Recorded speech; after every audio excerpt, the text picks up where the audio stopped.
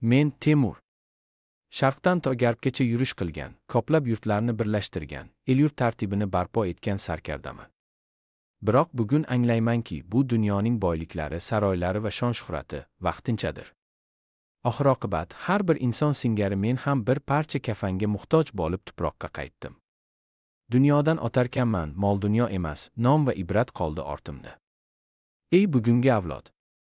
Bilki, qudrat ham, saltanat ham vaqtinchadir. Ammo ilm, adolat va halollik abadiy merosdir. Nafsimga ergashgan paytlarim bo'ldi, ammo har safar qalbimga taqvo bilan yuzlandim. Siz ham bir kun bu dunyoni tark etasiz. Ortingizda qanday iz qoldirasiz? Asl savol shu.